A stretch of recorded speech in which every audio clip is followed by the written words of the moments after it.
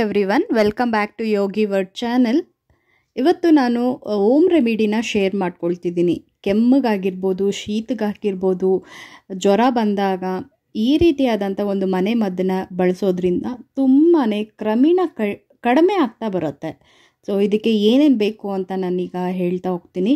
ಮೊದಲಿಗೆ ತುಳಸಿ ಎಲೆಗಳು ಒಂದು ಇಡಿಯಷ್ಟು ಇದ್ದರೆ ಸಾಕು. ಇದು ನಿಮ್ಮೆಲ್ಲರಿಗೂ ಗೊತ್ತೇ ಇರುತ್ತೆ, ದೊಡ್ಡ ಪತ್ರೆ ಸಾಮಾನ್ಯವಾಗಿ ಎಲ್ಲ ಮನೆಗಳಲ್ಲೂ ಬೆಳೆಸಿರ್ತಾರೆ. ಸೊ ಈ ರೀತಿಯಾಗಿ ಇರುತ್ತೆ. ನಾನು ಒಂದು ವಿಳೆದೆಲೆನ ತೊಗೊಂಡಿದ್ದೀನಿ.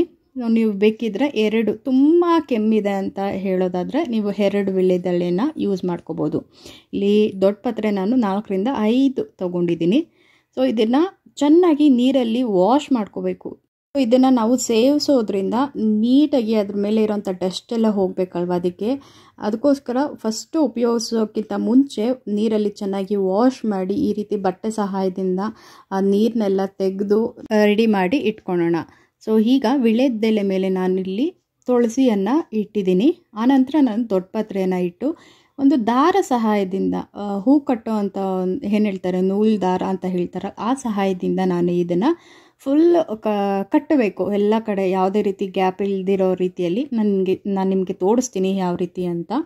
ನೋಡಿ, ಈ ರೀತಿ ಫೋಲ್ಡ್ ಮಾಡಿ ಫುಲ್ಲು ಎಲ್ಲ ಸೈಡೂ ಓಪನ್ ಆಗಬಾರ್ದು, ಅದು ಎಲ್ಲನೂ ಕವರ್ ಆಗುವಂಥ ರೀತಿಯಲ್ಲಿ ನಾವು ಮೊದಲಿಗೆ ಸುತ್ಕೋಬೇಕು. ಸೊ ಕೊನೆಗೆ ಒಂದು ನಾಟನ್ನು ಹಾಕ್ಕೋಬೇಕು ಅಲ್ಲಿ.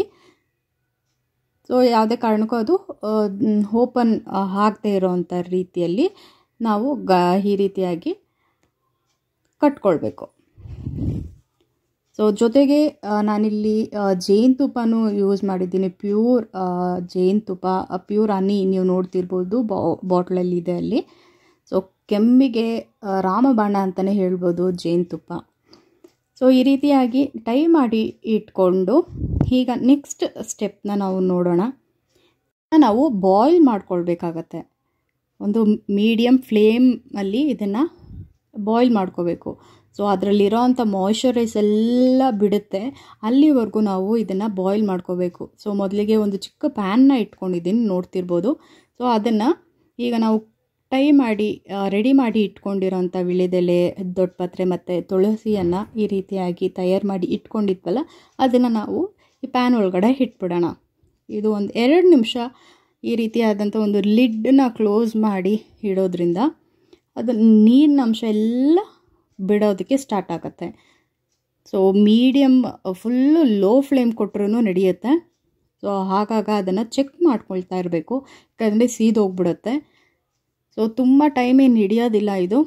ಒಂದು ಸೈಡ್ ಚೆಕ್ ಮಾಡಿಕೊಂಡು ಇನ್ನೊಂದು ಕಡೆಗೆ ಚಪಾತಿನ ಯಾವ ರೀತಿ ನಾವು ಚೇಂಜ್ ಮಾಡ್ತಿರಲ್ಲ, ಅದೇ ರೀತಿಯಾಗಿ ಇನ್ನೊಂದು ಸೈಡೂ ಅದು ಬಾಯ್ಲ್ ಆಗೋದಕ್ಕೆ ಬಿಡಬೇಕು. ಸೊ ಹಾಗಾಗ ಚೆಕ್ ಮಾಡ್ಕೊಳ್ತಾ ಇರಬೇಕು. ಸೊ ಈಗ ನೋಡಿ, ಇನ್ನೊಂದು ಕಡೆಗೆ ನಾನು ಇಲ್ಲಿ ಟರ್ನ್ ಮಾಡ್ತಿದ್ದೀನಿ. ಅದನ್ನು ನೀವು ನೋಡ್ತಿರ್ಬೋದು, ಕಲರು ಚೇಂಜ್ ಆಗ್ತಿದೆ, ಮಾಯ್ಶ್ಚರೈಸ್ ಎಲ್ಲ ಬಿಡೋದಕ್ಕೆ ಸ್ಟಾರ್ಟ್ ಆಗ್ತಾಯಿದೆ. ಸೊ ಅನ್ನೋ ಟೈಮಲ್ಲಿ ನಿಧಾನಕ್ಕೆ ಇನ್ನೊಂದು ಕಡೆಗೆ ಟರ್ನ್ ಮಾಡಿ ಈ ರೀತಿಯಾಗಿ ಇಟ್ಟು ನೆಕ್ಸ್ಟ್ ಮತ್ತೆ ಲಿಡ್ನ ಕ್ಲೋಸ್ ಮಾಡಿ ಇಡೋಣ. ಸೊ ನೀವು ನೋಡ್ಬೋದು ಎಷ್ಟು ಚೆನ್ನಾಗಿ ಕಲರ್ ಎಲ್ಲ ಚೇಂಜ್ ಆಗ್ತಿದೆ. 2 ಕಡೆಯೂ ಈ ರೀತಿಯಾದಂಥ ಒಂದು ಕಲರ್ ಡಿಫ್ರೆನ್ಸ್ ನಿಮ್ಗೆ ಗೊತ್ತಾಗುತ್ತೆ. ಅಲ್ಲಿಗೆ ನಮ್ಮ ಮನೆ ಮದ್ದು ತಯಾರಾಯ್ತಂತಲೇ ಅರ್ಥ. ನಾವು ಮನೆಯಲ್ಲೇ ಮಾಡುವಂಥ ಯಾವುದೇ ರೆಮಿಡೀಸ್ ಆಗಿರ್ಬೋದು, ಅದಕ್ಕೆ ಸೈಡ್ ಎಫೆಕ್ಟ್ ಖಂಡಿತವಾಗ್ಲೂ ಇರೋದಿಲ್ಲ. ಸೊ ಆರಾಮಾಗಿ ನೀವು ಮನೆಯಲ್ಲಿ ಮಾಡಿದಂಥ ಹೋಮ್ ರೆಮಿಡೀಸ್ನ ನೀವು ಯೂಸ್ ಮಾಡ್ಬೋದು, ಟ್ರೈ ಮಾಡ್ಬೋದು. ಅದರಿಂದ ನಮಗೆ ಒಂದು ಒಳ್ಳೆ ರೀತಿಯಲ್ಲೇ ಎಫೆಕ್ಟ್ ಇರುತ್ತೆ, ಯಾವುದೇ ರೀತಿಯಾದಂಥ ಒಂದು ಸೈಡ್ ಎಫೆಕ್ಟ್ ಇಲ್ಲ ಅಂತ ಹೇಳೋಕ್ಕೆ ಇಷ್ಟಪಡ್ತೀನಿ. ಇದು ಯಾವಾಗಲೂ ಸಾಮಾನ್ಯವಾಗಿ ಚಿಕ್ಕ ಮಕ್ಕಳಲ್ಲಿ ಕಾಣಿಸ್ಕೊಳ್ಳೋಂಥ ಒಂದು ಕೆಮ್ಮು, ಒಣ ಕೆಮ್ಮು ಅಂತಲೂ ಹೇಳ್ತಾರೆ. ಸೊ ತುಂಬ ದಿನಗಳಾದ್ರೂ ವಾರಗಟ್ಟಲೆ ಆ ಕೆಮ್ಮು ಹೋಗೋದೇ ಇಲ್ಲ. ಯಾವುದೇ ರೀತಿಯಾದಂಥ ಸಿರಪ್ಸನ್ನು ಸೇವಿಸಿದ್ರೂ ಕ್ರಮೇಣ ಕಡಿಮೆನೇ ಆಗೋದಿಲ್ಲ. ಆ ಟೈಮಲ್ಲಿ ಈ ರೀತಿಯಾದಂಥ ಒಂದು ಸುಲಭವಾಗಿ ನಾವು ಮನೆಯಲ್ಲೇ ತಯಾರಿ ಮಾಡಿಕೊಂಡು ನೀವು ಟ್ರೈ ಮಾಡಿ ನೋಡಿ. ಖಂಡಿತವಾಗ್ಲೂ ಕೆಮ್ಮು ಕ್ರಮೇಣ ಕಡಿಮೆ ಆಗ್ತಾ ಬರುತ್ತೆ, ಮಾಯನೇ ಆಗಿಬಿಡುತ್ತೆ. 1 ವಾರದಲ್ಲಿ ಹೋಗುವಂಥ ಕೆಮ್ಮು ನಿಮಗೆ 4 ದಿನದಲ್ಲಿ ಮಾಯ ಆಗೋದಂತೂ ಖಂಡಿತವಾಗ್ಲೂ ನಿಜ. ನೀವು ನೋಡ್ತಿರ್ಬೋದು ಈ ರೀತಿಯಾದಂಥ ಪ್ಯಾನಲ್ಲಿ ನಾವು ಇಟ್ಟಂಥ ಒಂದು ತಯಾರಿಯಾದಂಥ ಒಂದು ಮನೆಮದ್ದನ್ನು ನಾವು ಗಂಟು ಕಟ್ಟಿದ್ವಲ್ಲ ಆ ದಾರನೆಲ್ಲ ನಾನು ಇಲ್ಲಿ ತೆಗೆದುಕೊಂಡಿದ್ದೀನಿ.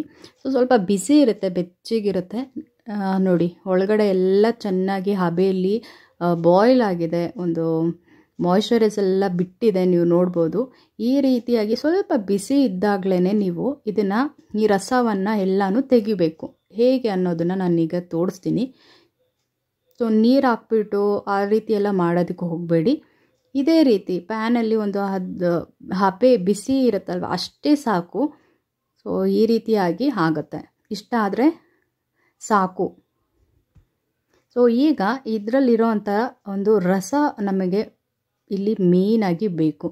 ಈ ರೀತಿ ಒಂದು ಕೈ ಸಹಾಯದಿಂದ, ಒಂದು ಬೆರಳುಗಳ ಸಹಾಯದಿಂದ ಈ ರೀತಿಯಾಗಿ ನಾವು ರಸನ ಹಿಂಡ್ಕೊಳ್ಳೋಣ.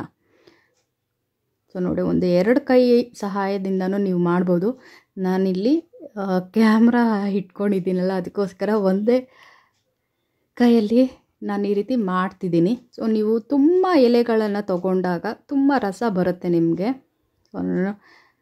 ತುಂಬ ಕೆಮ್ಮಿದ್ದಾಗ ನೀವು ಹೆಚ್ಚಿಗೆ ಎಲೆಗಳನ್ನು ಉಪಯೋಗಿಸ್ಕೊಳ್ಬೋದು. ಇದು ಖಂಡಿತವಾಗ್ಲೂ ಯಾರಿಗೂ ಸಹ ಕುಡಿಯೋದಕ್ಕೆ ಇಷ್ಟಪಡೋದಿಲ್ಲ ಅಲ್ವಾ. ರಸ ಎಲ್ಲ ನೋಡಿ ಈ ರೀತಿಯಾಗಿ ಸಿಕ್ಕಿದೆ ನಮಗೆ. ಕಹಿ ಇರುತ್ತೆ ಈ ರಸ, ಹಾಗಾಗಿ ಮಕ್ಕಳು ಕುಡಿಯೋದಕ್ಕೆ ಹಿಂಜರಿತಾರೆ. ಅದಕ್ಕೋಸ್ಕರ ನಾನಿಲ್ಲಿ 1 ಸ್ಪೂನಷ್ಟು, ಎಷ್ಟು ಬೇಕೋ ಒಂದು ಅರ್ಧ ಸ್ಪೂನಷ್ಟು ನಾನಿಲ್ಲಿ ಜೇನುತುಪ್ಪನ ಇದಕ್ಕೆ ಮಿಕ್ಸ್ ಮಾಡ್ತಾಯಿದ್ದೀನಿ. ಈ ರೀತಿಯಾಗಿ ಸ್ವೀಟಾಗಿ ಕನ್ವರ್ಟ್ ಆಗುತ್ತೆ ನಮ್ಮ ಹೋಮ್ ರೆಮಿಡಿ. ಆಗ ಮಕ್ಕಳು ಆರಾಮಾಗಿ ಕುಡಿತಾರೆ. ಇದನ್ನು ಬೆಳಗ್ಗೆ ಖಾಲಿ ಹೊಟ್ಟೆಯಲ್ಲಿ ಮಕ್ಕಳಿಗೆ ಎದ್ದಿದ ತಕ್ಷಣ ಕೊಡಬೇಕು. ಅಂದರೆ ಏನು ತಿಂದಿರಬಾರ್ದು ಅವರು. ಖಾಲಿ ಹೊಟ್ಟೆಯಲ್ಲಿ ಇದು ಬೆಳಗ್ಗೆ ಒಂದು ಸಲ ಮತ್ತು ಸಂಜೆ ಮಲಗೋಕ್ಕಿಂತ ಮುಂಚೆ ಒಂದು ಸಲ ಕೊಟ್ಟರೆ ಸಾಕು. ಕಂಟಿನ್ಯೂಸ್ ಆಗಿ ಒಂದು 3 ರಿಂದ 4 ದಿನಗಳ ಕಾಲ ಇದೇ ರೀತಿ ಪ್ರೊಸೆಸ್ನ ಫಾಲೋ ಮಾಡಿದ್ರೆ ಖಂಡಿತವಾಗ್ಲೂ ಕೆಮ್ಮೆಲ್ಲ ಮಾಯ ಆಗುತ್ತೆ. ಚಿಕ್ಕ ಮಕ್ಕಳಿಂದ ಹಿಡಿದು ದೊಡ್ಡವರವರೆಗೂ ಈ ರೆಮಿಡಿನ ಫಾಲೋ ಮಾಡ್ಬೋದು.